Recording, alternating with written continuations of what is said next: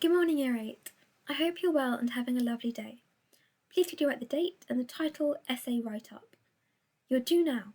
From memory, write out the 5 steps of planning an essay that we looked at last time. Pause the video for a couple of minutes to do that now. So, planning an essay. First, you need to understand the question. Then, you plan the content of your response, and you can use a mind map to do this. Then you plan your argument. This is what sums up your whole essay. Then you plan your structure, the order of your essay, and gather evidence. You should know what you're going to say in each paragraph of the essay. And finally, you write your essay. Last time you wrote a little bit of it, but this time hopefully you'll be writing a whole essay, because now you understand planning and you'll be much quicker at it. If you didn't get this down, please jot it down now. Okay, for this lesson you'll need a pen, your exercise books and notes from previous lessons. So, as I mentioned, you'll be writing a full essay. So first I want you to pick your favourite Dickens character. It can be one of the villains we looked at last lesson or any other character we have explored. Then insert their name into the question below and write the full question into your book.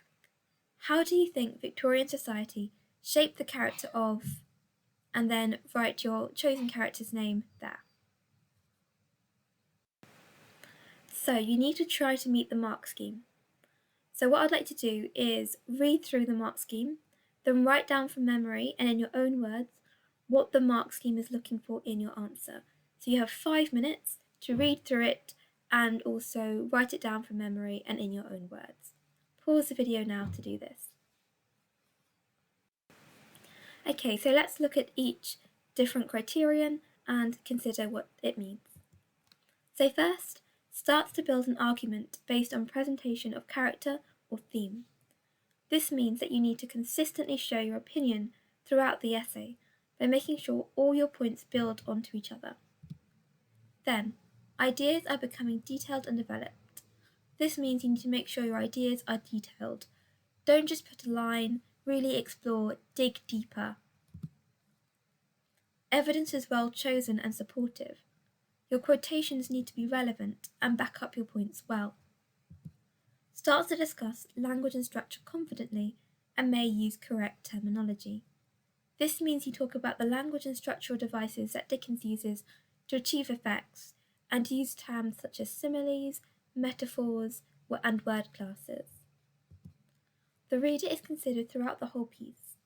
You need to include how a reader may respond. This could be a contemporary reader in the 19th century or a modern audience. And finally, contextual details are linked to their ideas. This means you need to consider factors that would have influenced Dickens' writings. That can be historical or social. For example, the Industrial Revolution, but it can also be knowledge of the characters and the stories. So step 1 is you need to know what the question is and work out what it is asking you to do. So how do you think Victorian society shaped the character of whoever you've chosen? What techniques does Dickens use? How does he make you feel in response? How does he show this? What evidence do you have? And consider what we know about society and how the character's personality may have changed as a result. So the question requires you to explore the presentation of one of his characters in light of their society. You need to consider how society impacted their personality and behaviour. So the next step is to plan your content. As an example, I'm going to pick Miss Havisham. So your task is to create a mind map of your ideas for your chosen character. Pause the video for 5 minutes to create a mind map for your character.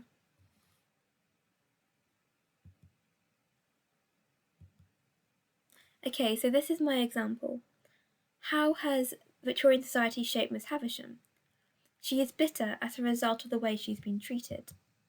She's an unmarried woman and therefore rejected and shunned by society. She's very wealthy, so maybe has a lack of empathy. You may need to look back at your notes or even complete some additional research for your chosen character. So next you need to plan your argument, step 3. As we talked about last lesson, all good essays have a clear argument. This is because they need to convince the person reading it that your answer or interpretation is correct. Looking at the notes you've made on your mind map, ask yourself what draws all the information together.